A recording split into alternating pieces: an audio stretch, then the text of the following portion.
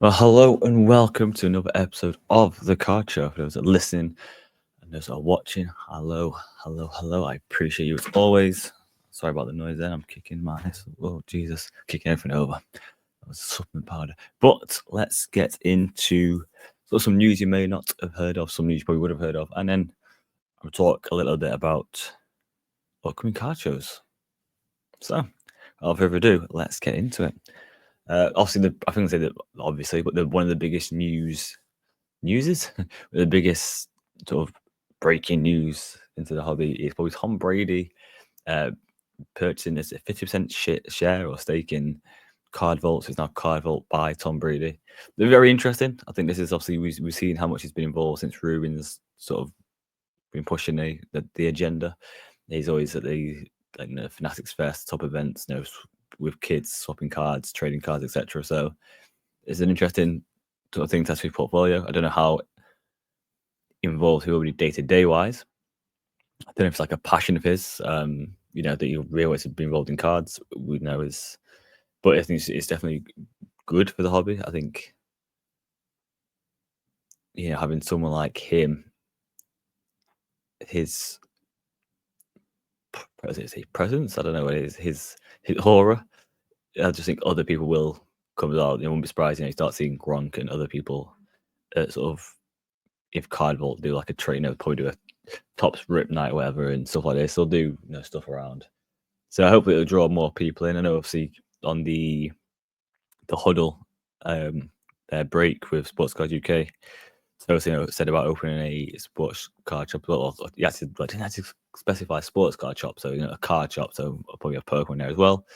So it's interesting that these sort of athletes who are sort of in the hobby a little bit as well have ambitions to sort of have a physical presence with a store. And interesting, would the huddle do something similar? Would they buy into a shop or would they start their own sort of thing? But yeah, I think it's good to have arguably, I always have this debate about goats. This is it stats that mean the most for a goat? So we see Ronaldo, CR7, Cristiano with 900 goals now. I think it's the most ever recorded, whatever it may be. So just because because that stat, does that make him the goat? Or for me, my goat is R9 because the way he made me feel watching him, he made me fall in love with football watching him. It was just same with Ronaldinho. Them sort of players just make you fall in love with the game, but their stats aren't as prolific as Ronaldo. You'd say, it's not as good in some respects. Obviously, R9 was hindered with injuries up until that point. He was the phenomenon they called him. So different things. So Brady. Some people see him as a GOAT. Obviously, 7 rings more than every NFL franchise. That no team has won that many Super Bowls, and he's won 7, which is crazy. So it's good to get involved. I think it's probably good for his cards as well in the long run. We talk about it with LeBron James, right? It's you want to invest in these players that are going to be sort of talked about in years to come. To maintain that sort of value. Was it Tim Duncan? He sort of faded away after leaving NBA. And I think Giannis said the same thing, right? He wants to do what Tim Duncan does, just finish playing basketball and just disappear into the sunset. And obviously that's going to have an effect on the cards invested, right? If no one's talking about Giannis 2 years online, 3 years online, all of a sudden them cards, people aren't really going to be searching for him because they'll be looking for the next prospect or other goats that step into his place, whether that's Gilles Alexandria, whether that's someone new now, there'll always be that next person. Whereas I think if they're consistently in the news or in the hobby, then you always got that sort of relevancy, right? And relevancy bias always helps in this hobby. Obviously, Tom Brady is going to be relevant in so many respects now. He's now with Card Vault, a bit part owner in Vegas with the Raiders. He's obviously referred to when they make any decisions now with coaching or players. So he's always in the news because of that. And obviously, he still has the crazy deal with Fox to sort of commentate on the game. So he's very relevant. It's it seems like a very good place to invest for not only short term but long term. Although I would say there's a lot of money going into rookies, and that's where the a lot of money goes to currently in the hobby. But yeah, I think having that sort of backup of having someone so relevant in the hobby and in the sport still for the next X amount of years is obviously good for his cards. But we shall see. Another news, this one might have gone under the radar. People may not have heard of it, and I kind of like the idea. Um, it, what I say, I like the idea. I think the premise of what they're trying to do is very good. I just don't know if this is the right company. I don't know if it'll take off the way it should do, should I say, or could do. But I love the premise of this idea. And again, I talked about it. If other companies were to go down this route, I think it would take off tenfold. And that is that Tag, announcing they've done so well over the years and their future, and then they actually want to put like kiosks in stores, etc. For you just to go submit your cards into this kiosk because it's all AI. It could probably you process it like putting your bank card in, right? You'd go in, it'd process, scan, score, give you a score. You probably maybe on screen you could have the option as well. If you didn't like if it came back like a tag 8, you could say, "Oh, don't worry," and get your card back. Or if you say, "Yeah, encapsulate," and then it would encapsulate the card, essentially just drop out at the bottom there, fully freshly printed. Encapsulated, it's not printed, but yeah. And I think that's one of the plus sides to having sort of these AI run / computer led businesses in this hobby. With this is for people who really want, sort of the best of the best. If your card's a tag 10 and you've got the report and it says it's flawless, then this is the most pristine card in the hobby, right? Whereas you can get a PSA 10, crack it, send it back to PSA, go back a 9. Then you can cut that into BGS and it's a 9.5. And SGC is a 10, and back to PSA gets a 10, and it's like, what's going on here? So I like this aspect. I would like more companies to go down this digital route just for. It's not like it's not obviously not an authenticity guarantee, but it's just a satisfaction guarantee, right? When you're no longer sending these cards to graders for for the cards to get a grade, you're sending it there to get some profit. You need a 10 to get profit. You need 9 to semi break even. You need 8 to crack open again and somewhere else, right? So yeah, I'd like it to go. I mean, I know PSA have changed the sort of model again, where I think the centering's changed. Is it to 55, 45, something crazy to get a 10? Which again is going to make 10 more of a scarcity and potentially increase the price in a few years' time. Well, these next coming months and years. But yeah, to have it fully, computerized with a full report, it's just one of the best ways. I mean, we talked about it on the Love of Cards podcast a few weeks ago. Obviously, Rainey did a submission there, and he was very impressed with it, even during the wildfires over there as well. But just having that, I can't think of the word I'm looking for. That clarity, is it? You can see everything that's right and wrong with that card. It tells you on the report. There's a slight, thumbnail line here, and you might have missed it because it's on, buried in the writing, or etc. So, yeah, I think that's something I'd like to see more. Imagine just going down to one of these ever popping up now card shops. For me, my closest one currently is as an actual sort of these other the small little card shops around it. I'm wrong, and other different types of card shops, mainly Pokemon based, but like as a all-in-one sports and sort of Pokemon and obviously supplies, it's probably going to be Third Down is my closest, I'd say. So imagine just going there. I could take a few cards with me, get them, put them in this little machine. While that's doing it, I don't know how long it would take, obviously. Pretty much quite quick. While it's in that little kiosk doing that, I could be looking around the store, pick up some stuff, and go, do you know what, this might do well for grading here? Bang, whack it in. And then if it does give me an option of saying this wouldn't do, it wouldn't be a tag 10, it'd be a tag 8, for instance. I'll say, don't do that. And then go back and say, listen, this is where it's going to be at, according to the scanner here. Is there a leeway on the price, and vice versa. It's like a new coin toss, right?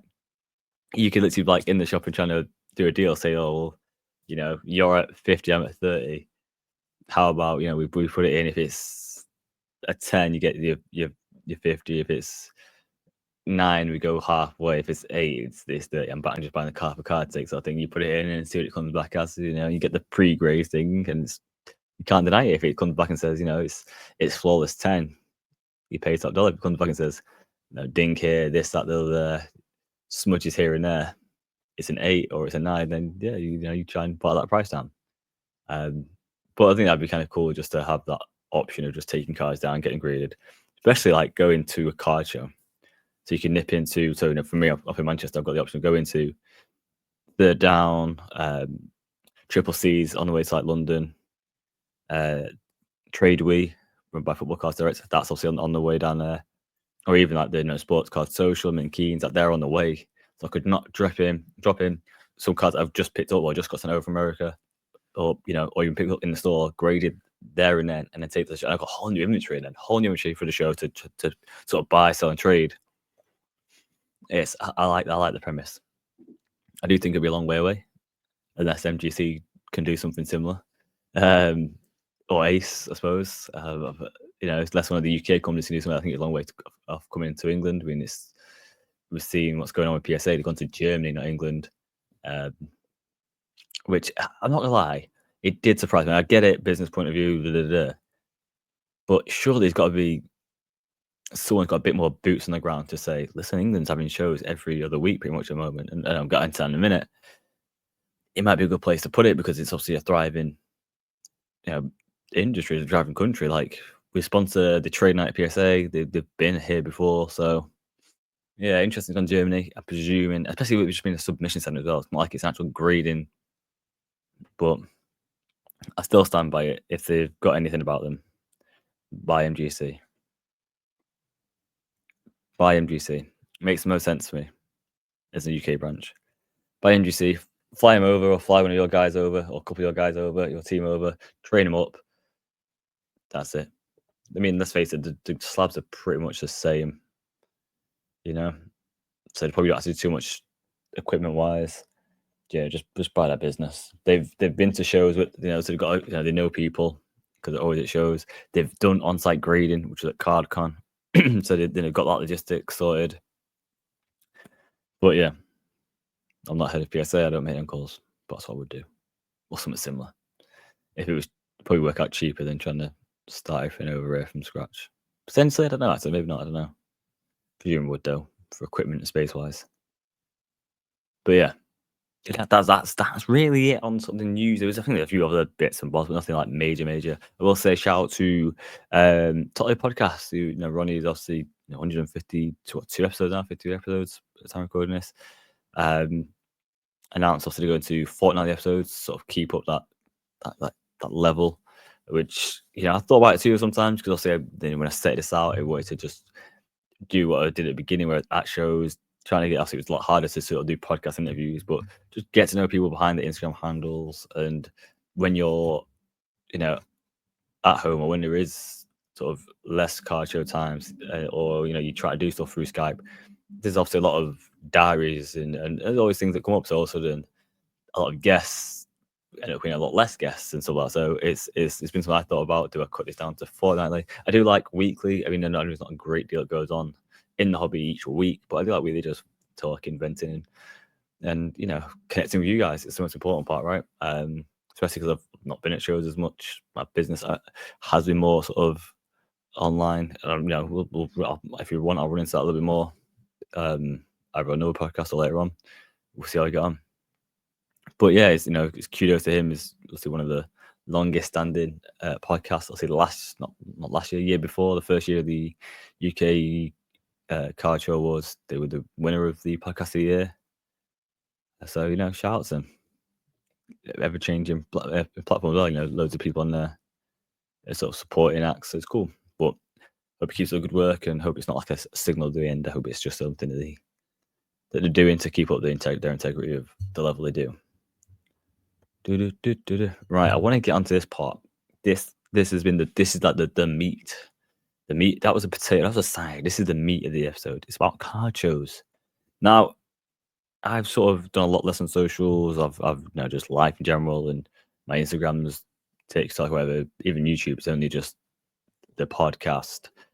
and same Apple and Spotify, and a data dive sort of thing, and looking into making plays using market movers, looking at the market sort of thing. And it's always where I found to the I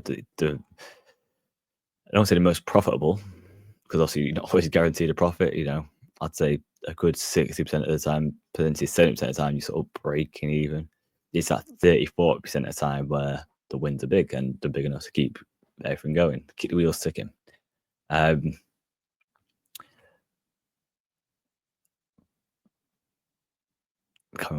yeah, but recently I've been putting out some social posts, especially around some card shows. Also, we just had a recording this. We just at the weekend of MCC6. Of his top put. But yeah, they have just announced MCC7, easy for me to say, on the 12th of July. Tickets are, by the time this is out, I think they're like same time. I think I released this at 5, and tickets go on sale tonight at 5 p.m. So this is Monday the 17th. I don't know what I'm doing. If you watch it, I just did jazz hands for no reason. 17th. I believe it's at the same place. Well, I think he's not announced anything different. So it's the same Stockport County Football Club. I presume it's going to be a similar setup with the trade night in the evening. So yeah, again, everyone seems to love that show. It's got a very good community there.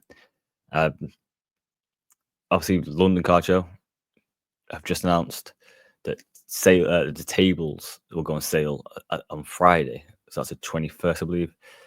Tickets for the actual show, just to not vend, are already on sale, and I think it's like 6% sold out. They're selling out quite quick. And this one is a 3-day, a Friday, Saturday, and Sunday. It's like Friday 2 till 10, which is crazy, but I love it. So yeah, Friday, Saturday, Sunday. So that's going to be insane. But yeah, so if you want to be a vendor, I presume it's going to be a similar setup. I don't think Friday's going to be like a free day. I think it's going to be, you have to pay for all 3 days for your table. I'm sure that news will be announced by London Card Show closer to time, and the more details are there. But just so you know, you're not missed out. Tickets to general admission and VIPs are already on sale and selling quite quickly. Vendor tickets out Friday. CardCon, which another one is coming up in the next 4 weeks as recording this, I suppose, 5 weeks.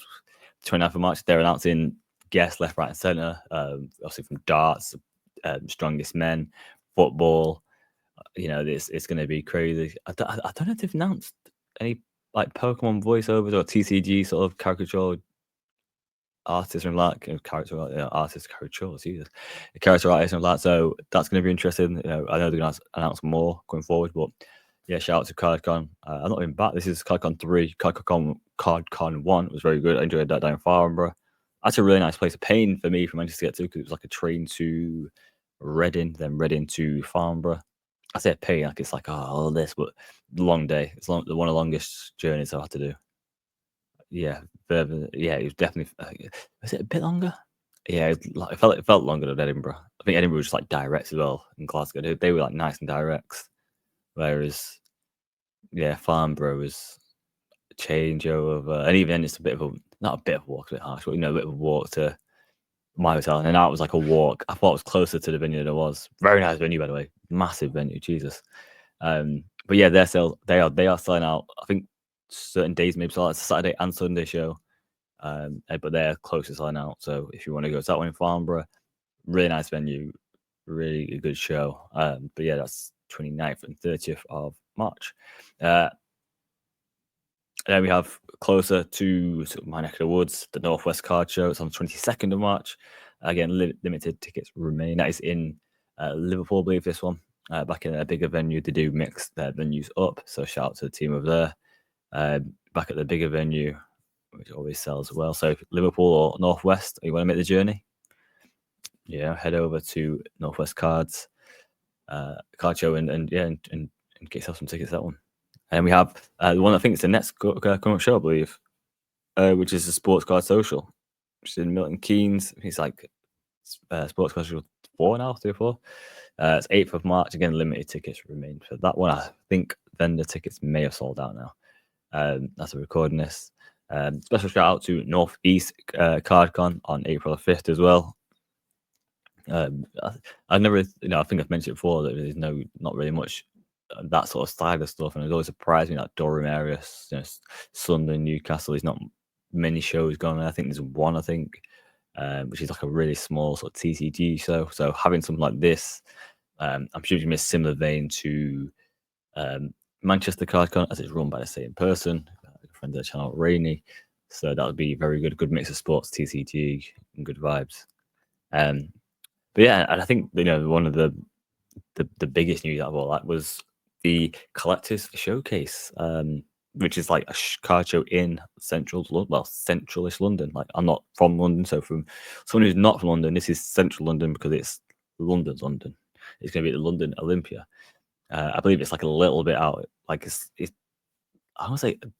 I did look at a map. I want to say Kensington. But I don't know why Kensington's in my head. I don't know maybe that's like a stop or something. But it's not like a million miles away. It's a lot more London than the London Car Show in Surrey, which obviously is like for me. I might be doing this all wrong as well, by the way. So don't just take my word. For me, from Manchester to get to London Car Show, it's from Manchester down off my house. Obviously, it's Manchester train to London Euston. I go from Euston to Vauxhall on the Underground, and that's because I like Vauxhall family there. So sometimes I nip in and do see them as well. Also, there's nice little Nando's underneath the tracks. It's all of the overground. So then I go up after my Nando's or seeing family upwards the overground, and it's overground to Esher, where have you want to pronounce that one? So this one is obviously a lot closer because it's Olympia, so it's literally like a train into London and just underground. I don't know if there's like changes. I presume it's going to be because London's just madness. But yeah, finally go a card show central London. Obviously, it's going to be interesting because obviously parking's going to be a different one. So if you're a vendor, parking's going to be very techy, I believe, because so that's going to be interesting how they negate that. It is a two-floored building. And I'll get to that second as well. I don't think there will be tables up there, as in vendor tables, but there might be some sort of like trade tables, like chill tables. I don't know what they'll do. Maybe it'll be nothing. Maybe I'm just tripping. Tickets for the actual show, which is going to be on the 22nd of November, are on sale now. So if you are looking to go to this and from outside of London, it is only one day. But yeah, probably say best getting your hotel, but now maybe booking the 23rd, depending on if you want to go back on the 22nd. If you want to stay in London, then stay in London. But yeah, I'd recommend with it being central London, try and get your hotels soon as. So you've got to think about other things that weekend. You could have, any football teams sort of playing at home. You probably have a couple, playing at home, whether that's Arsenal, Chelsea, Tottenham, Fulham, Palace, Brentford, etc. I don't know. People might just come down, stay in London, whether they're coming to sort of see their team play, sort of thing. So try and get your accommodation booked up, get your tickets booked up. Vendor tickets they haven't been announced when they're getting released, but I have it on good authority that information will be getting released soon. They're just getting the general admission stuff sorted first. I just pointed to the microphone. Sorry about that. Bless me. Thank you. So that'll be coming out soon. So head over to Collectors Showcase Instagram for more news on that sort of stuff there. Well, I hope you enjoyed this episode. I am being called, as you can hear. Or maybe not, can't you? I don't know. But yes, it's time to go in. But that was my thoughts on card shows and that sort of stuff. And yeah, I thought it was interesting. I probably missed a few card shows. Don't get me wrong if I have. I apologize. They were just ones on my radar that I'm looking to get to. I'm trying to go some more card shows this year. I'm actually trying, believe it or not, at the age of, I don't know what time it is. Almost slipped up. There, told you my age. But yeah, I'm looking to start driving. Just giving that more freedom as well to get to these shows, as opposed to having to think about train times. Because I used to, if you ever watch any of the vlogs, I'd always go sort of the day before, try and meet up with some people the night before, and go to the show, and you just stay over. Especially if it's London, you stay over till Sunday and coming back, or if it's obviously Edinburgh's a 2 day. To be fair, Glasgow's a 1 day. But you sort of want to enjoy it a little bit. Turn it into like a mini little break sort of thing. But yeah, if I could drive, it would alleviate a lot of pressure. I could drive. I could do some in the day. Some just drive there, drive back, not worry about trains or cancellations, and sort of set up on my own time as well. I think I'd be a lot more like flexible to sort of drive down to London or to drive up to Glasgow, because that's where the next Scotland car show is. sort of early in the morning, beat a lot of traffic, and just enjoy the full day in Glasgow and do some things. And then, whenever people start arriving, because usually when I was getting there as well, if I was getting trained, I would probably get there, when people are still working, 3 o'clock, I'd probably arrive in most places. I used to get to London for, 12, 1. I'd see them all setting up. I'd go past Harry and his family, and yeah, you're right, yeah, first one there, take the picture, obligatory picture, that first one in the queue, a day early. So yeah, it probably gives me that more freedom to sort of enjoy the cities a little bit more. Um, I might even do some carpooling. Bring the price down a little bit. So yeah, again, me and Dan, Sports Cars UK, talks about doing some car shows. It'd be nice, like, I'll come down there, drive down. Well, I'll do a few days driving. I don't care, because I know it's a whole new thing. Oh, I've got a new car. I'll drive everywhere. I'll drive here. And if you saw Dan's last vlog, his car did go kaput and got rescued by his pop. So shout out Papa Keen for rescuing Dan, and obviously rescuing the vlog and the car show, I suppose. But yeah, and probably JJJ's vlog as well, because Dan maybe not as a successful vlog because less people to ask. But yeah, that's where I'm at on car shows. Obviously, the way it is from a business point of view, it's probably not the most viable one for me. Not that you can't make good money at car shows. It's just the money you put in to make out, sort of thing. Eats a lot of the profit, and that's why I've gone a lot more just to online. So I will run through that actually one time. So how I do things, I will run through some things like that. I know people do ask, and I just sort of tell people, "Oh, that's what I'm doing." So I'm looking at But yeah, well, I hope what we're in halfway through the second one for the year. Hope 2025 is going well for you guys. Car show season is pretty much full effect. I apologize for any car shows I may have missed. I know there's like Herefordshire and I hate this word. Worcester. Madness. I know there's bare places that are popping up with shows. Southwest Car Fest, the Manchester Card Show, Cardiff Card Show. I know there's having like card shows and trade nights at people's shops, etc. So no disrespect, it's nothing that Jesus was on my radar currently that I'm not thinking about when I wrote this down, and I just didn't go through everyone's Insta and find out dates and da. But make sure you're checking out all these card shows. There is an app. It's like UK Card Show Calendar or something like that. They have an Instagram. Google that. That has a lot of the apps as well. I'll say Instagram. I don't Google it. If you ever want to know sort of card shows that you might not have heard of, or even if you just want to browse at ones that you do know, you might find ones local to you, and you go, "Oh, I didn't know there was a one in Herefordshire, or like I just said before, or even in the Northeast now, Northeast CardCon." So there's places. I'll try and I used to be pretty good at like scheduling them all and telling people all and putting them out there, but yeah, I've obviously let it slip a little bit.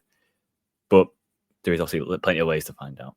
I hope you guys are well, and let me know your thoughts on tag. Like, do you guys agree with tag? I personally don't, but I'm intrigued by this. I like the kiosk scenario. It'd be cool, even just on a trip in America, I suppose. I was going to go back this year, but I probably won't now, unless something pops up. But yeah, I'll definitely go back in next couple of years for sure.